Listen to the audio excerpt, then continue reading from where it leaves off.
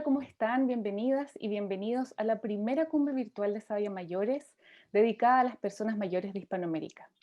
Estamos muy contentos de presentarles a Mariana Fortunato, Marilina Mena y Gabriela Pisano de Trayectoria Gerontología para hablar sobre tomar la palabra, derecho a la comunicación a lo largo de la vida.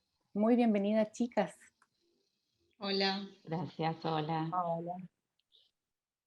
Quiero contarles que Trayectoria Gerontología es una organización conformada por un equipo de profesionales que reflexiona acerca de los procesos de envejecimiento y las situaciones de vejez. Un espacio donde suman sus experiencias, formaciones profesionales y conocimientos gerontológicos, como por ejemplo psicología, sociología, pedagogía y trabajo social, enfocados en el trabajo con personas mayores. Estos adquiridos a lo largo de sus trayectorias para pensar estrategias que apuesten a mejorar la calidad de vida de las personas mayores y su entorno. Fantástico.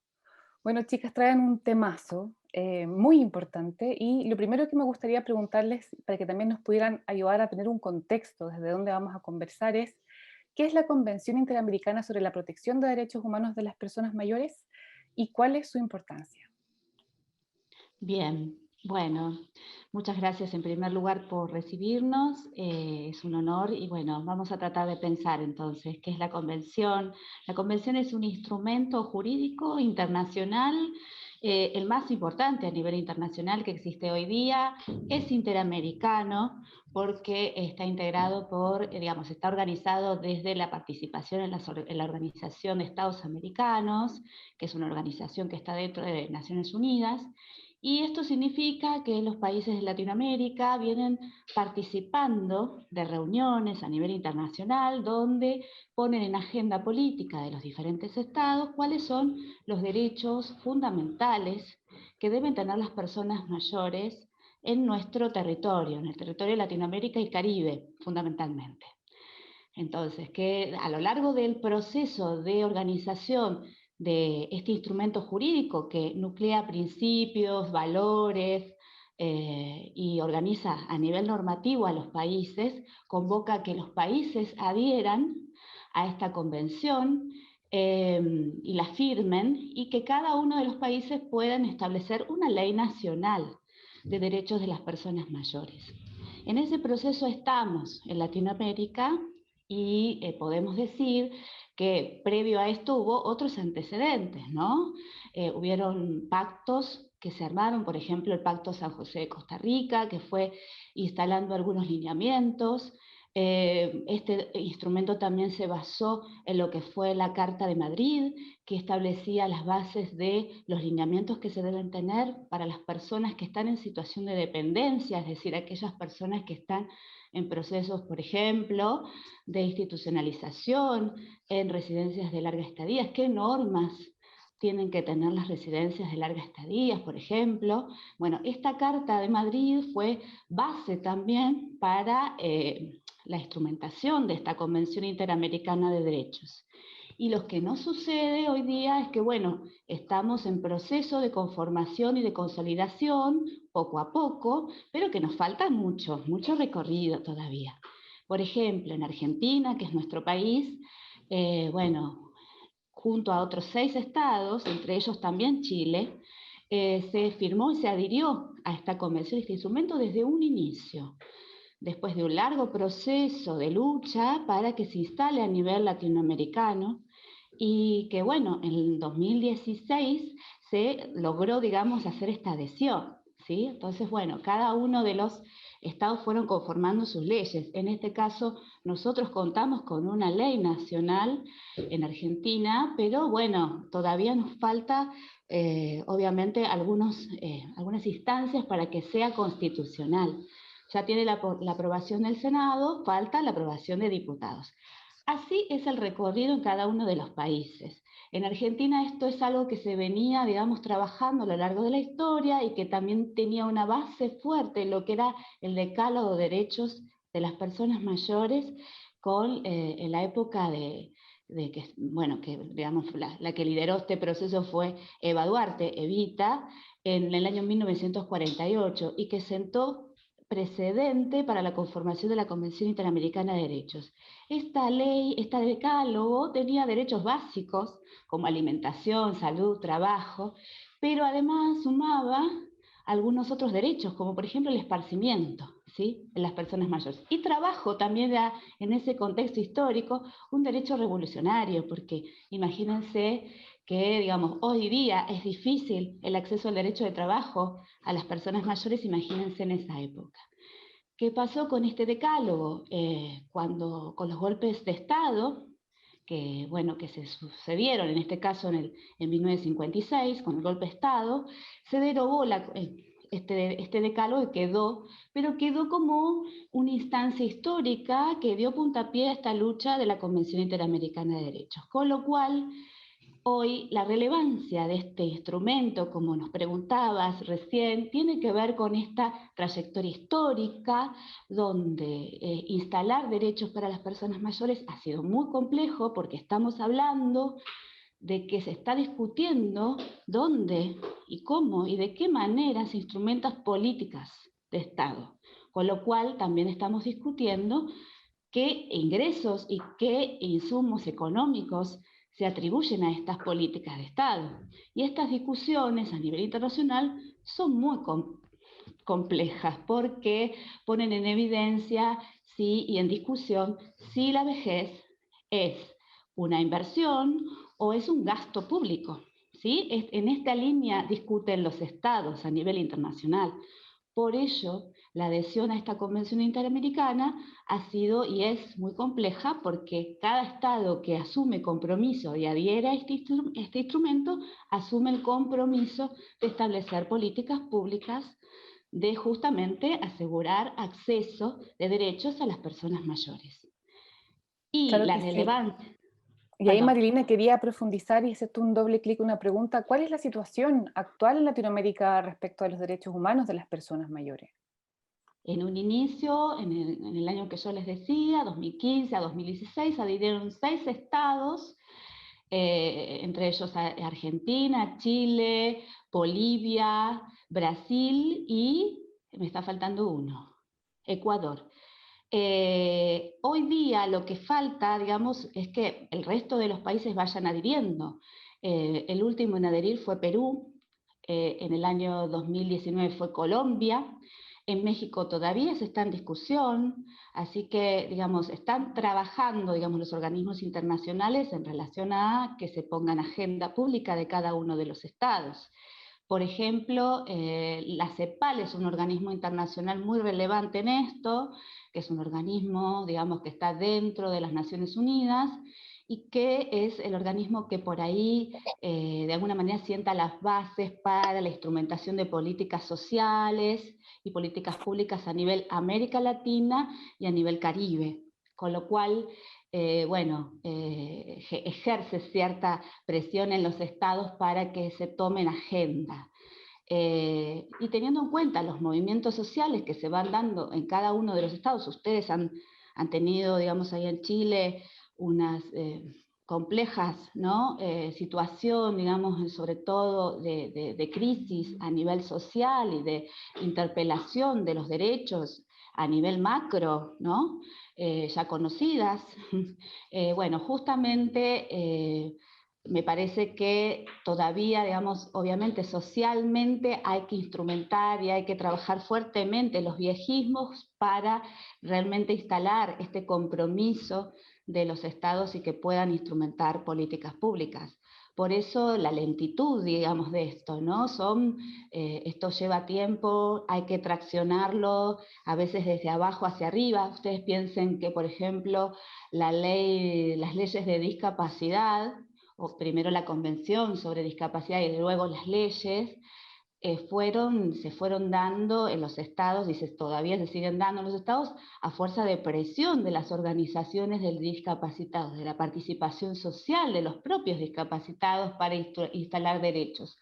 Con lo cual, también otro ejemplo es el desarrollo del feminismo, por ejemplo, con las leyes, digamos, sobre todo van atrás generalmente de los procesos sociales, con lo cual pensamos que para poder realmente traccionar esta Convención Interamericana y generar leyes, justamente necesitamos de la participación, no solamente de los organismos que estamos trabajando, las organizaciones que estamos trabajando a nivel gerontológico, sino también de los mayores mismos, ¿no? O sea, haciéndose voz y de estos derechos fundamentalmente. Claro que sí. Bueno, y entremos con todo a este tema, y les quiero preguntar, chicas, ¿por qué las personas mayores son invisibilizadas y excluidas? ¿Es algo mundial? ¿Es especialmente fuerte esto en América Latina? ¿Cómo lo ven ustedes? Mariana. Bueno, arranco. Bueno, me parece que tiene que ver un poco con lo que ya planteaba Marilina de los viejismos, ¿no? Que me parece que es un tema que atraviesa toda la cuestión, no solamente del derecho a la comunicación, sino del derecho en general a las personas mayores, y que es una situación a nivel mundial, ¿no? Que tiene que ver con esta cuestión de qué genera la vejez, con qué representaciones, ¿no? Pensamos a esta etapa de la vida, y que hace que esta invisibilización, a ver, cuando discutíamos esto para esta jornada, pensábamos, bueno, el invisibilizar tiene que ver también con hacer foco en determinados aspectos para dejar de ver otros, ¿no? Entonces está esta cuestión de pensar la vejez desde una concepción de enfermedad, muchas veces. Recientemente tuvimos esta discusión que pensábamos que estaba saldada con respecto a la nomenclatura, ¿no? de manuales, donde la vejez aparecía nuevamente como una enfermedad, ¿no? Y esto generó el repudio y el pronunciamiento de un montón de espacios y organizaciones que trabajan con personas mayores, porque esto es hacer foco en determinados aspectos que no hablan de la totalidad de las personas mayores, ¿no? Cuando sabemos además que es una población sumamente heterogénea. Entonces, en este proceso de invisibilización, nosotros pensamos que se hace foco en determinados aspectos para dejar de ver otros, ¿no? Y que en ese focalizar hay un fuerte condicionamiento de los viejismos, que tienen que ver con estos prejuicios, ¿no? Estos estereotipos desde los cuales nos ponemos a pensar sobre esta etapa de la vida. Y que justamente creemos que es donde nosotros tenemos que trabajar para generar otra perspectiva, ¿no? Sobre la vejez, pero no solamente de las personas que estamos en otras etapas de la vida, ¿no? O quienes trabajamos con personas mayores y más, sino también de las propias personas mayores. Porque parte de la posibilidad de reconocerse como sujetos de derechos, muchas veces, ¿no? Y como parte de un colectivo que tiene estos derechos, tiene que ver con superar estas visiones, ¿no? viejistas que nos hacen querer siempre estar por fuera, donde viejo siempre es el otro, ¿no? Entonces no nos podemos pensar colectivamente y en esa medida poder conformar una fuerza lo suficientemente capaz de instalar determinados temas en agenda, ¿no? Y movilizar ciertas cuestiones, como planteaba Marilina,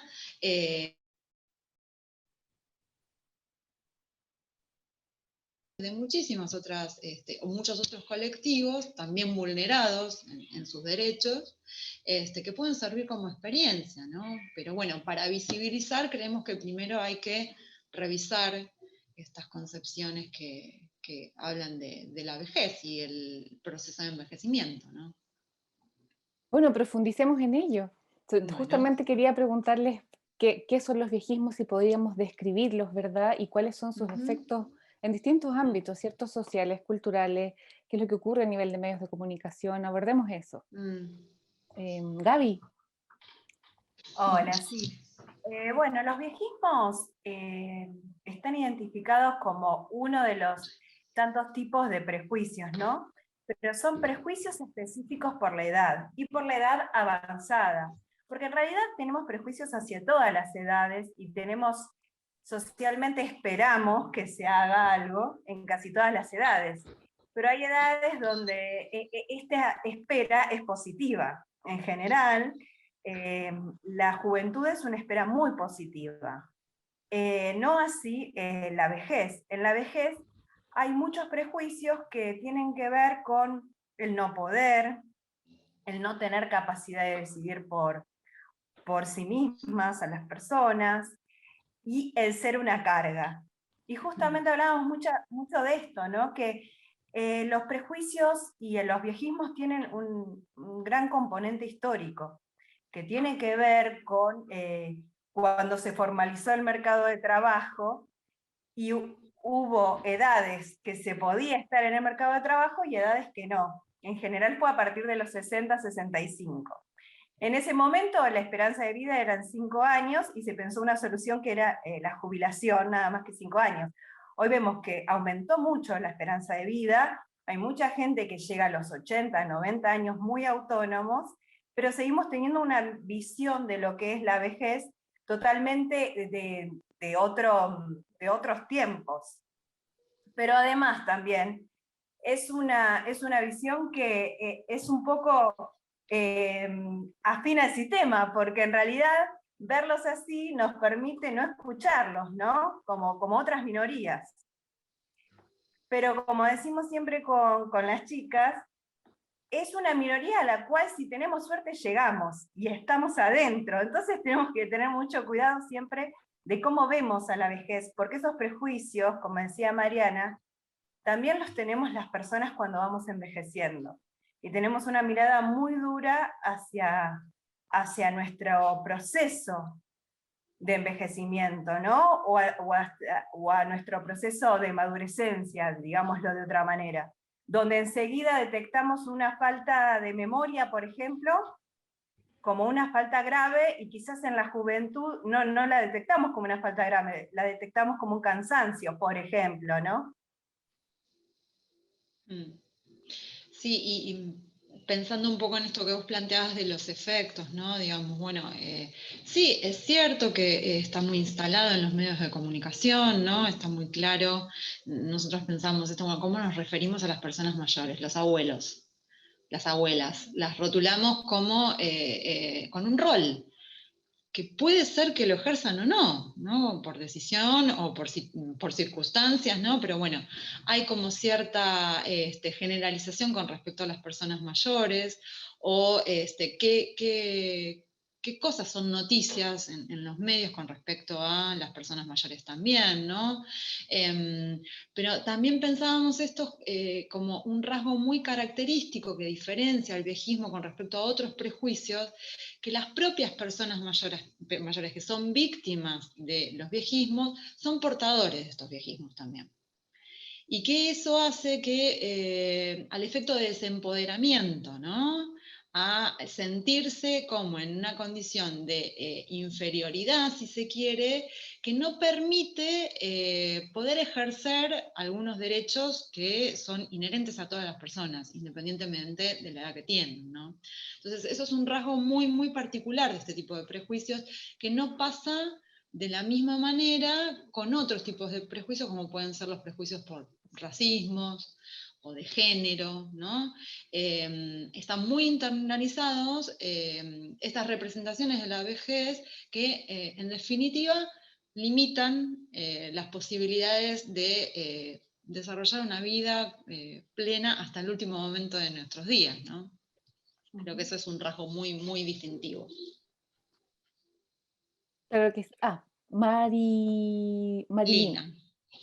Sí, no, y un poco en función de esto, de complementar lo que decían recién Gaby y Mariana, justamente todo esto que traen de la importancia de la connotación que le dan las propias personas mayores a este proceso de envejecimiento, también está asociado, digamos, volviendo un poco también a la trayectoria histórica, de dónde venimos, cómo nos conformamos como sociedad y demás, porque tiene que ver con aquellas sobre todo estereotipos que fueron conformados a partir de la herencia de una cultura greco-romana, donde pensar, digamos, las edades era pensar, digamos, por ejemplo, al joven como la persona, digamos, el ideal máximo a nivel social en relación a la potencia, a las posibilidades de hacer, a las posibilidades de generar trabajo. Bueno,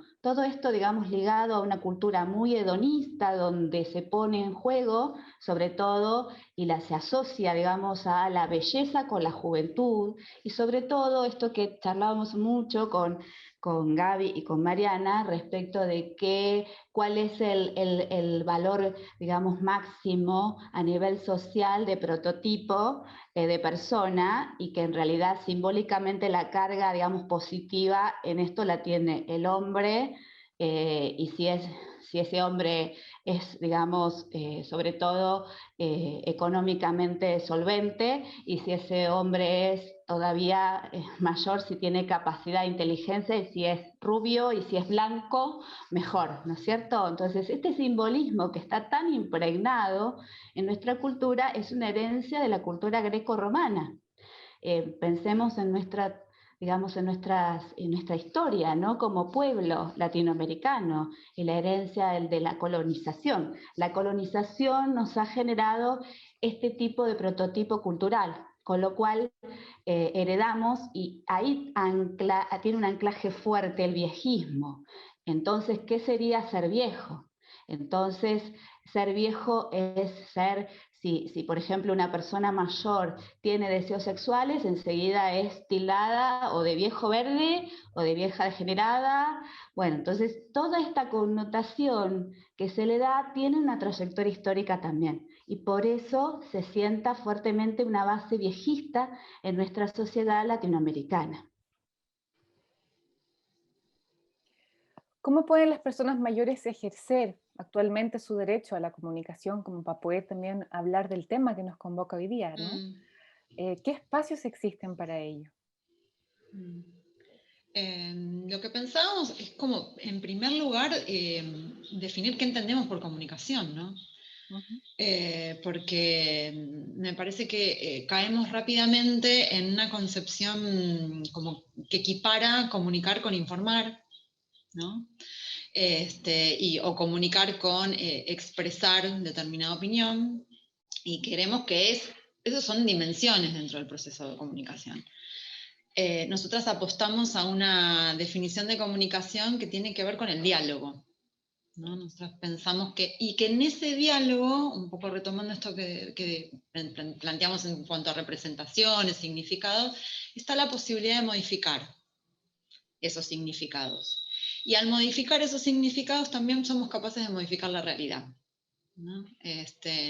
Nosotras creemos que nuestro trabajo tiene que ver con eso, somos trabajadoras que hacen con las palabras, ¿no? Esto, de juntarnos, estar dialogando, intercambiando, y en ese diálogo y en ese intercambio está la posibilidad de modificar ciertas representaciones, con ello ciertas actitudes, y con eso generar acciones que transformen algo de esa realidad, ¿no? Y cuando Mariana, pensábamos... Sí. Disculpa, solo un poco para poder reflejarlo o ejemplificarlo para la audiencia que las está viendo, porque a veces pasa con esto lo mismo que pasa con los temas de perspectiva de género que hablábamos, los temas de infancia, y es que están tan naturalizados que no los vemos. Entonces tú podrías, por ejemplo, o entre todas poder describir cómo eso está presente y cómo el resignificar ese contenido puede transformar nuestra realidad. Bueno, desde nuestra experiencia con profesionales que trabajan con personas mayores o con personas mayores en espacios grupales, en espacios de reunión, la posibilidad de conversar con determinados ejes, con determinadas problemáticas que son comunes a las situaciones de vejez y demás, está la posibilidad de esto que vos decías, visibilizar de otra manera algunas cuestiones que de no haberse dado ese espacio de intercambio hubieran sido pensadas de la misma manera.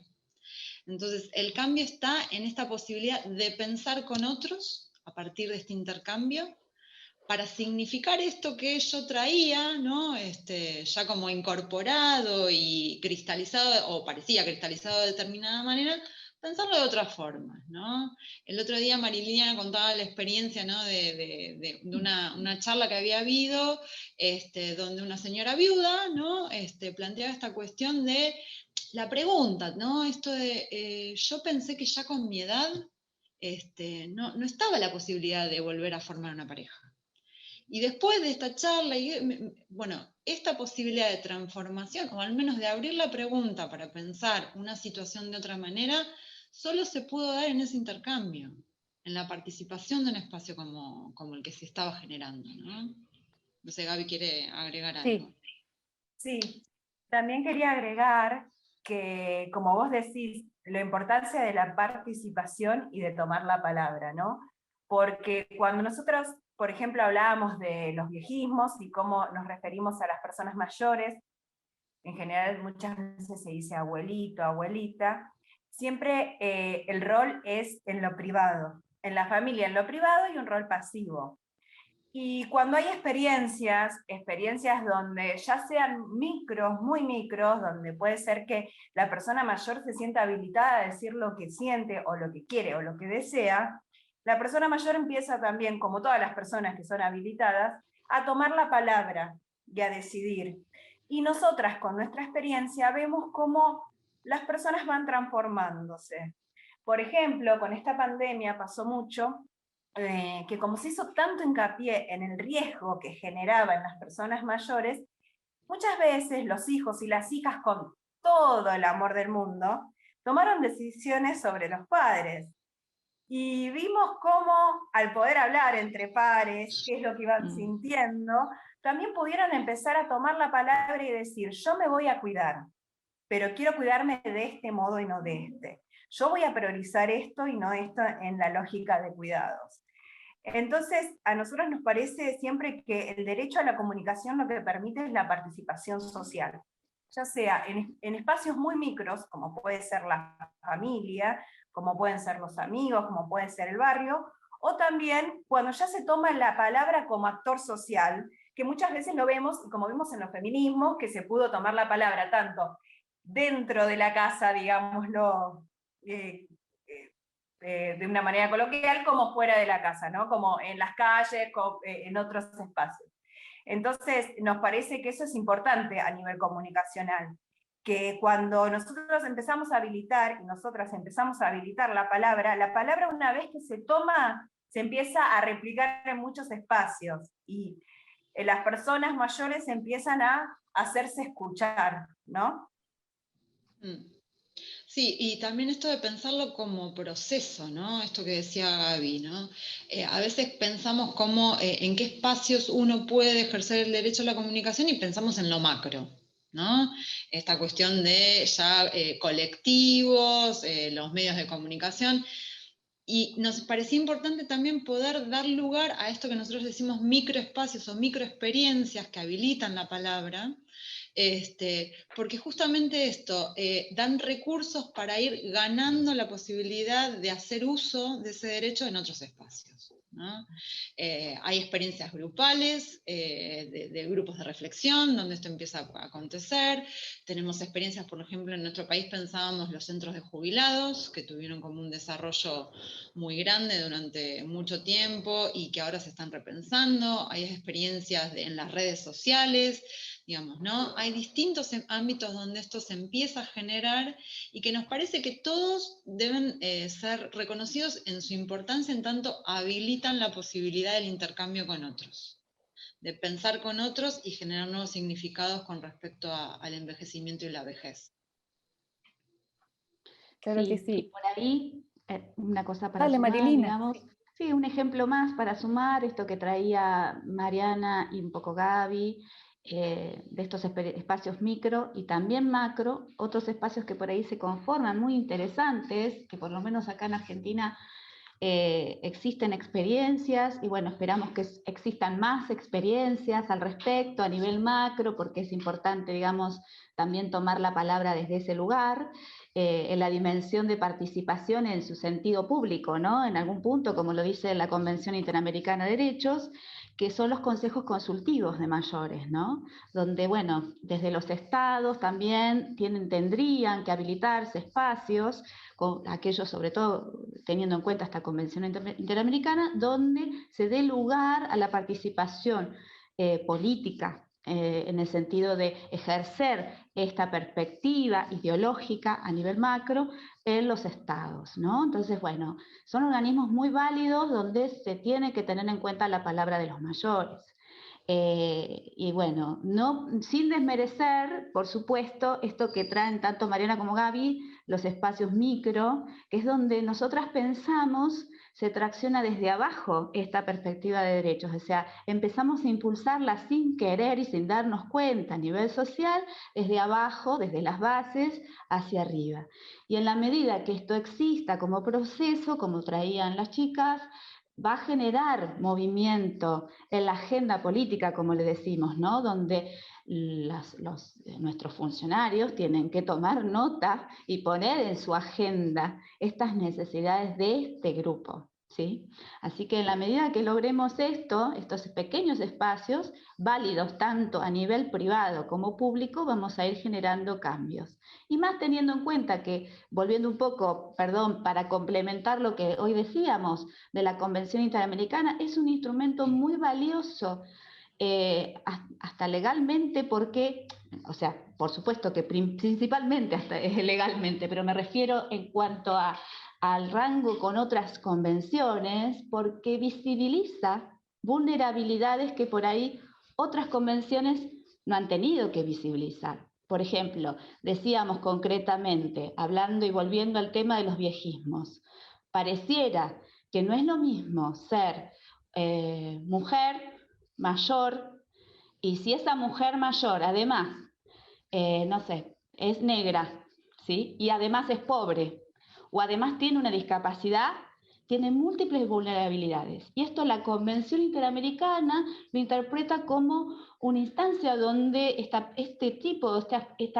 cuestión, digamos, visibilización de características de esta persona mayor tiene que ser contemplada desde el derecho y tiene que tener accesibilidad a determinadas cuestiones para generar igualdad de oportunidades.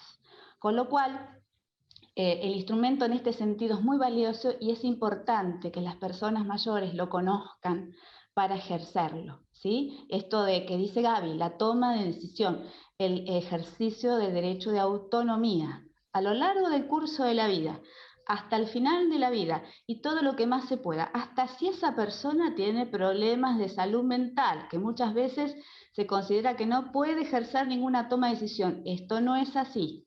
Entonces, la importancia de que conozcan las personas mayores sus propios derechos es fundamental para generar cambios a nivel social. Gaby. Sí, podríamos nombrar también un último ámbito donde se ejerce el derecho a la comunicación y es un ámbito público, pero también privado, porque tiene que ver con una realización, que es el arte. Y nosotras, hablando de todo esto, destacábamos también cómo, bueno, en lo que son las películas, hay una irrupción de las personas mayores, y ustedes justamente en Chile tienen en el ejemplo claro que es esta película El Agente Topo, donde hay una visibilización de lo que son las personas mayores y las situaciones de vida, específicamente en una residencia de larga estadía. Pero también se podría pensar otros tipos de artes u otro tipo de intervenciones donde las personas mayores se están irrumpiendo, ¿no? Antes no era tan común ver a personas mayores o que se tratan problemáticas específicas de las personas mayores. Y ahora cada vez más nos podemos empezar a meter en ese mundo y a conocer cuáles son sus inquietudes, sus deseos, sus necesidades, a partir de algo que es tan sublimante como el arte, ¿no? A partir de algo que podemos hacer tanto empatía como es el arte en sus diversas formas. Sin duda. Quería justamente preguntarles, dado que han comentado respecto del trabajo que realizan con personas mayores, ¿cuáles son los temas, las problematizaciones que ellos mismos hacen, las tensiones, las divergencias que más comentan? ¿Qué es lo que ustedes ven más a menudo que está ocurriendo hoy día? Sí. A mí me parece que la pandemia obviamente nos cambió la vida a todas las personas, pero a las personas mayores más. porque fue el grupo social donde estuvo al principio puesto el foco, donde se homogeneizó y obviamente que en general el coronavirus obviamente que atacaba más a las personas que tenían comorbilidades y las personas mayores tienen más comorbilidades.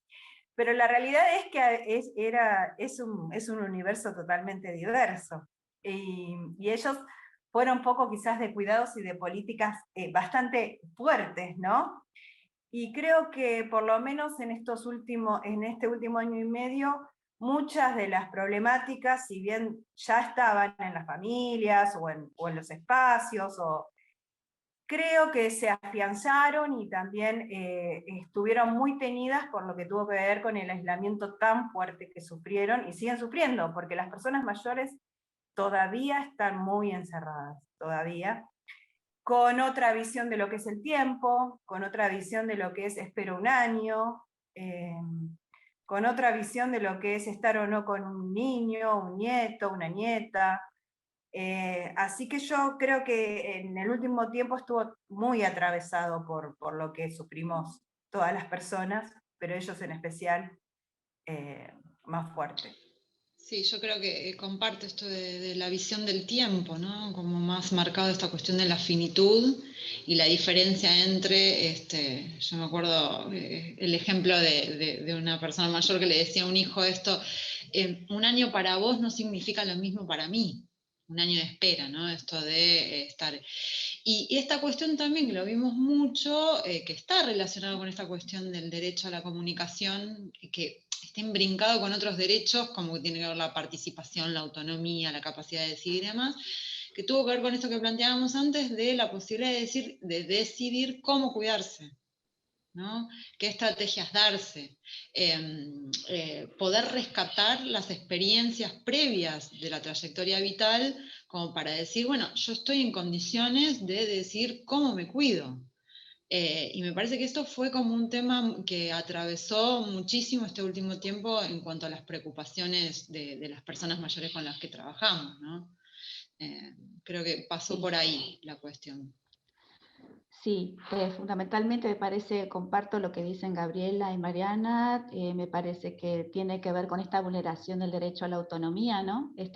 Se interpeló fuertemente la capacidad de decidir cómo darse este autocuidado, cómo generar estrategias acorde a la heterogeneidad de la vejez, esto que nosotros llamamos las vejeces, ¿no? La diversidad de la forma del envejecimiento, ¿no? Que toma el envejecimiento en cada una de las personas.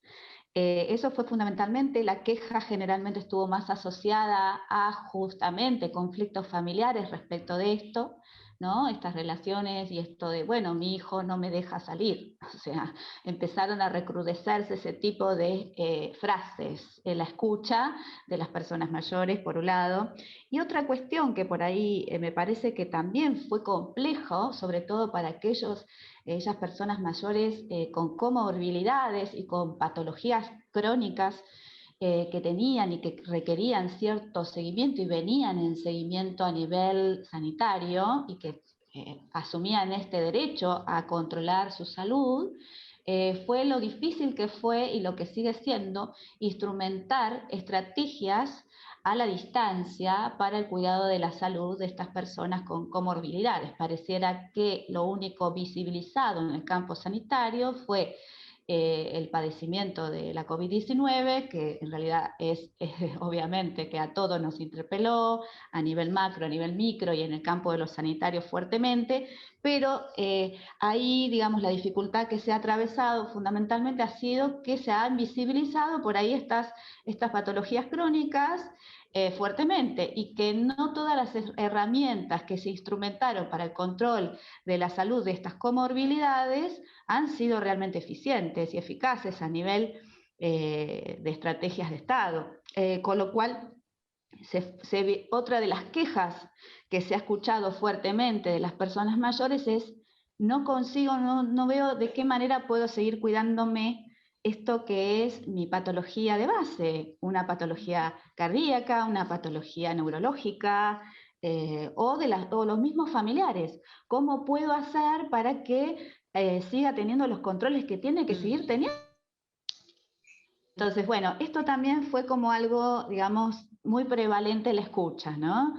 Principalmente la vulneración de derechos en relación a la toma de decisiones, y yo creo que en segundo lugar fue la falta por ahí de accesibilidad o diversidad de la accesibilidad, en realidad, a los controles sanitarios de su estado de salud cuando hay patologías crónicas.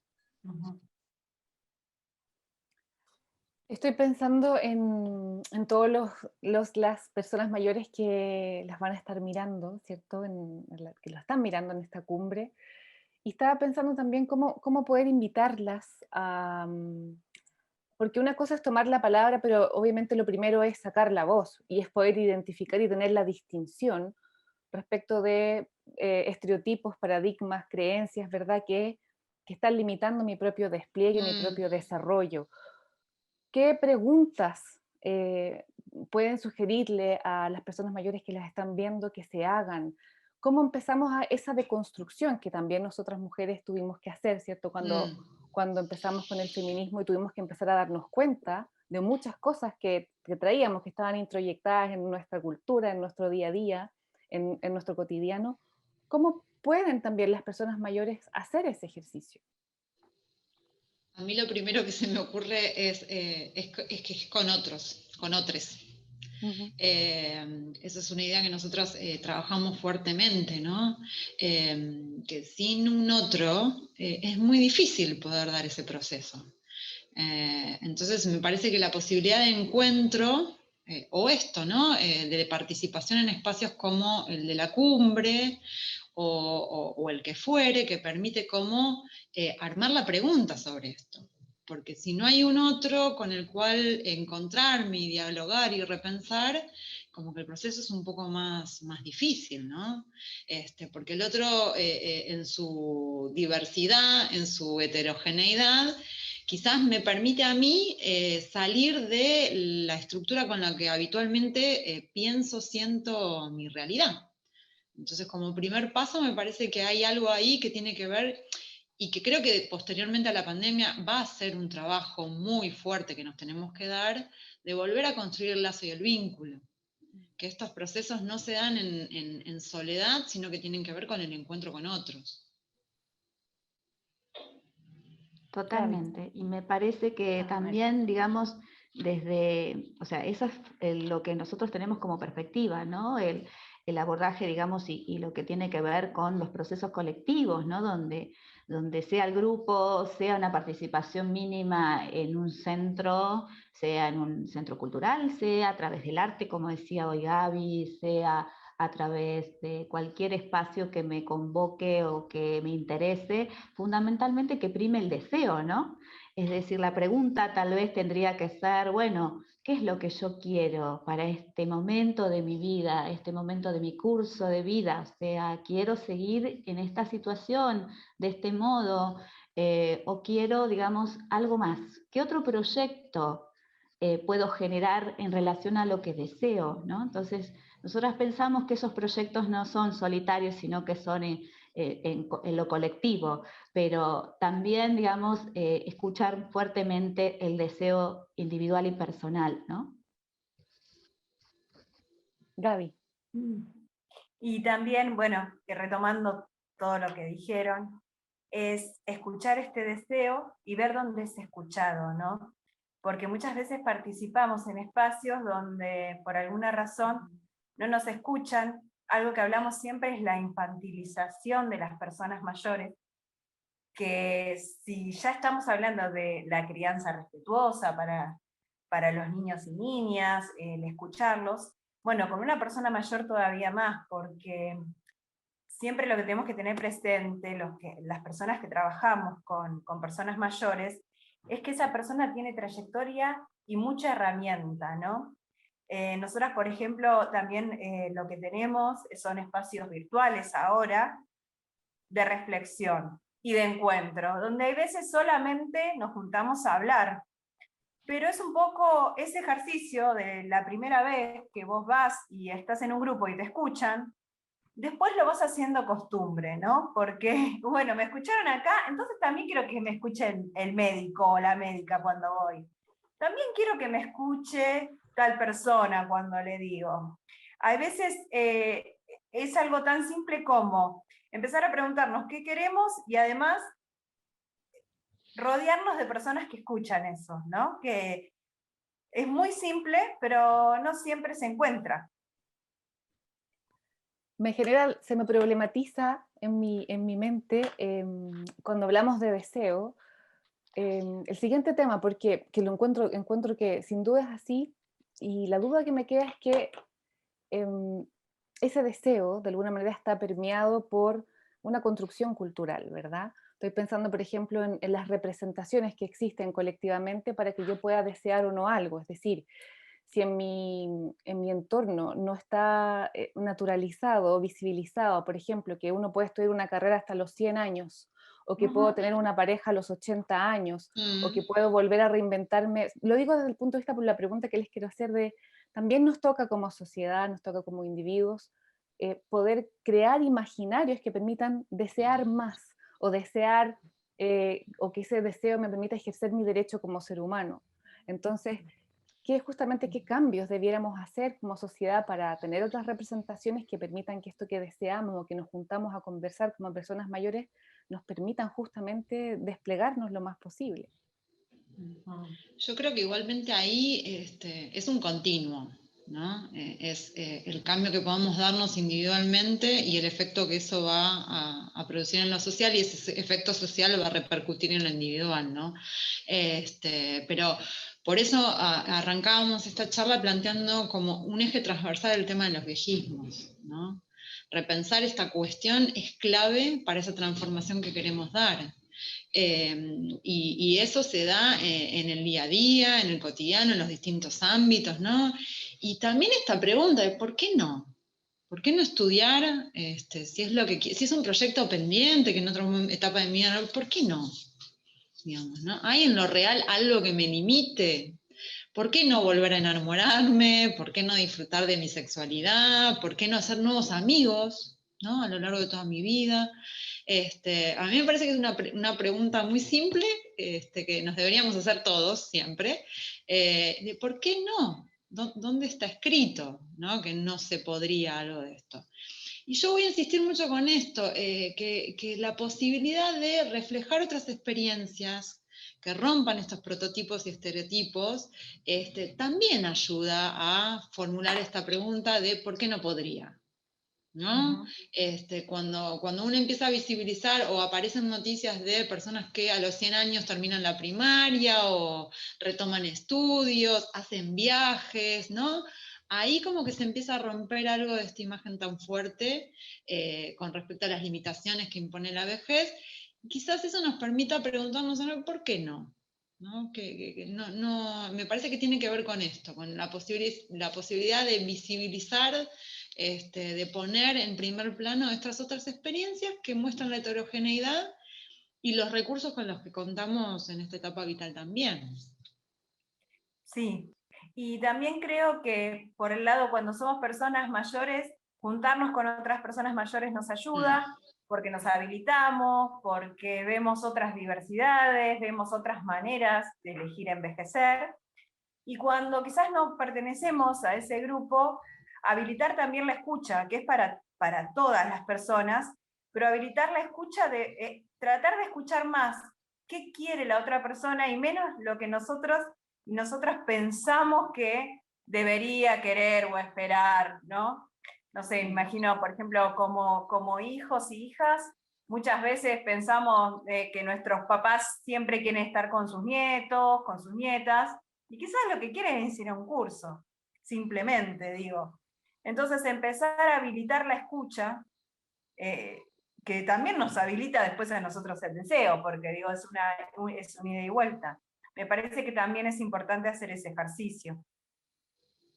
Sí, y por ahí, digamos, esto de la participación micro, ¿no? Que siempre rescatamos, que tiene que ver con en cada uno de los espacios donde están esas personas mayores, poder apropiarse y decir, bueno, exigir, saber que hay normas que dicen que, bueno, que tiene que recibir un trato digno, ¿no? Entonces, bueno, saber que puede ser y que debe ser tratado dignamente, Y bueno, y uno también dar el ejemplo, ¿no? Cada persona mayor puede dar el ejemplo y puede tratar dignamente al otro y escuchar al otro y exigir entonces, porque el ejercicio de derecho significa esto, ¿no? Es decir, significa, por un lado, que tengo el poder, vamos a hablar de poder en este caso, el poder de tomar una decisión y de ser escuchado, pero además, digamos, tengo la obligación y el compromiso también de escuchar y de tratar a los demás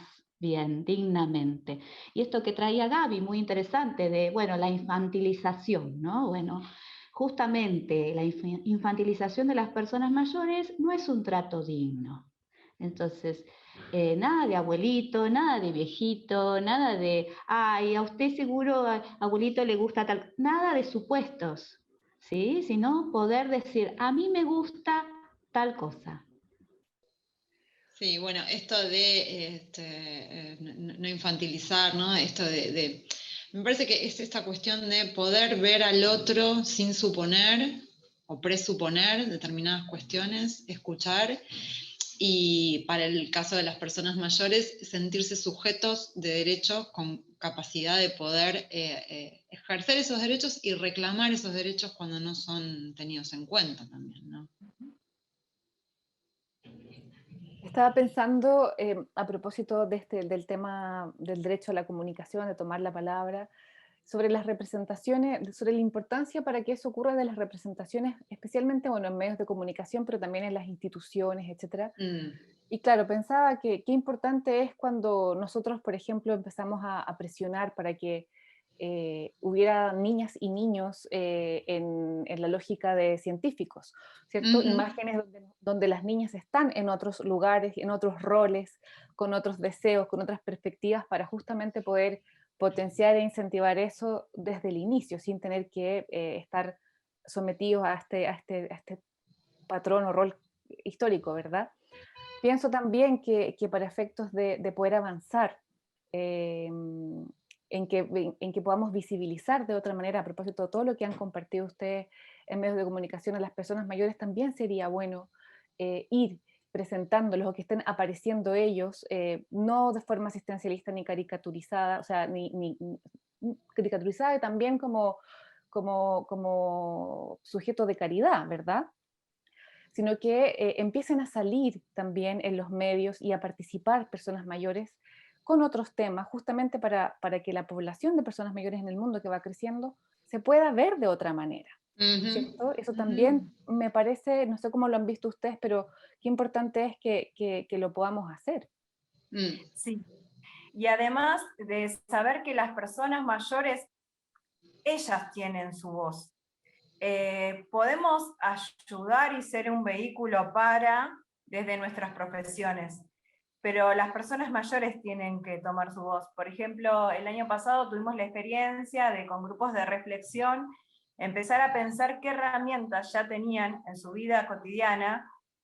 También tuvimos la oportunidad, por ejemplo, de hacer un video o cosas así, donde se rescatara qué herramientas han tenido con otras situaciones críticas, quizás no es una pandemia, pero otras situaciones críticas, y que esas herramientas ahora los ayudaran a transitar ese momento. Y era para las personas mayores, ¿no? Como no querer tratar de decir qué es lo que necesitan, sino dar el espacio para que hablen y que digan qué es lo que necesitan o lo que quieren, ¿no? Me parece que eso también es importante para poder empezar a respetar y, no sé, así como ahora con los temas de género estamos mucho más atentas y atentos a preguntar cómo quiere ser nombrada la persona, por ejemplo, así también tenemos que dar el espacio de las personas mayores para que digan cómo quieren ser nombradas, cómo quieren ser tratadas, y cada persona va a querer de distinta manera, porque cada persona es diversa y la vejez es una de las etapas vitales más diversas, porque llegamos con una trayectoria vital de quizás 60, 70 años, totalmente distinto a la persona que tenemos al lado. Igualmente yo creo que me parece que está bueno esto de cierto paralelismo que hubo con respecto a otras cuestiones como la niñez, el feminismo. Pensaba que en el último tiempo también se han visto programas, series sobre todo, que empezaron a mostrar como otra cuestión en relación a la vejez, ¿no? Pensaba en muchas series en Netflix, de Método Kominsky, Frankie and Grace, siempre le doy vuelta al nombre, ¿no? Como que, o mismo lo que hablábamos hoy de la gente topo, ¿no? Que me parece que en toda van mostrando esta diversidad de situaciones de vejez, ¿no? Y van como echando luz sobre distintas problemáticas que tienen esta etapa, y que nos hacen repensar cómo es la vejez, cuáles son las inquietudes, qué cosas pasan, ¿no? Y muy atravesado por lo epocal, digamos. No podemos pensar las vejeces de hoy en día con las mismas categorías que hace 50 años atrás. Porque es esto que decíamos, ¿no? Estamos atravesados por el contexto histórico, social, cultural, económico, que hace que sea totalmente diverso. Pero me parece que ese tipo de cuestiones nos podrían servir como indicadores de que algo lentamente se va modificando y que se está poniendo a visibilizar a esto como una etapa vital más, ¿no? Y que hay distintas maneras de visibilizar, pensar y reflejar cuáles son los temas para este grupo, ¿no? Me parece interesante también tomar eso. Sí, y bueno, disculpen, tuve un desperfecto técnico, pero además también pensaba que, bueno, que este proceso, tener también la suficiente paciencia, ¿no? Porque son procesos que llevan mucho tiempo a lo largo de la historia, llevan mucho tiempo y que, como bien traen acá las compañeras, tiene que ver con esta diversidad. Y yo pensaba recién, ¿no? Esto de que, bueno, por ejemplo, en Argentina la diversidad de los territorios también nos resignifican diferentes formas de envejecer. No es lo mismo envejecer en una gran ciudad como Buenos Aires que envejecer en una ciudad, no sé, del norte argentino, por ejemplo, o en un pueblito del norte argentino, o envejecer en la montaña. Con lo cual, tener, digamos, en mente esta diversidad, no solamente de género, digamos, de raza, de condición, sino además también otro tipo de diversidades, como si pertenece a un pueblo originario o no, si vive en una ciudad o en un ámbito rural. O sea, estas diversidades también nos marcan que los procesos de envejecimiento van teniendo sus diferencias, y es importante tener esta suficiente paciencia a nivel social para interpretar, digamos, qué es lo que desea esa persona mayor en ese territorio particular, en esa perspectiva, por un lado, y qué, digamos, lo que nosotros pensamos que debe ser, ¿no? Desde esta perspectiva de derechos. Y, digamos, en esa conjugación y en ese diálogo que debe darse, seguramente surgirá posibilidades de cambio social, ¿no? Posibilidades de mejora en las condiciones, posibilidades, pero bueno, es un proceso muy lento y de mucha diversidad territorial a nivel no solo país, sino Latinoamérica. Claro que sí. Bueno, chicas, estamos ya llegando al final de nuestro encuentro. Quería preguntarles si les gustaría compartir algún mensaje o reflexión de cierre. Sí, cuando pensábamos el otro día en relación a qué, digamos, mensajes dejarles, fundamentalmente un poco ya lo vinimos instalando a lo largo de todo el encuentro. Y tenía que ver justamente con esto de generar procesos colectivos, ¿no? De decir, bueno, sentirse que uno no está solo, sino que siempre hay alguien con quien puede compartir su forma de pensar y dialogar. Y por ahí esto que trae a Gaby, bueno, buscar con quiénes y quiénes son los que están dispuestos a dialogar y a escuchar y demás. Desde ese simple lugar y a través del lenguaje, de la palabra, seguramente algo surgirá como modificación para sí mismo, pero también para los demás, porque esto es un poco lo que nosotros trabajamos siempre, ¿no? Esto de generar lo que le llaman la generatividad, ¿no? Esto de generar para sí mismo, pero también para transformar al otro. En ese diálogo seguramente se va a dar. Y que hay espacios. Nosotros, por ejemplo, como decía Gaby, trabajamos tanto con personas mayores como con profesionales del campo de lo gerontológico, porque creemos que los cambios y trabajadores del campo gerontológico.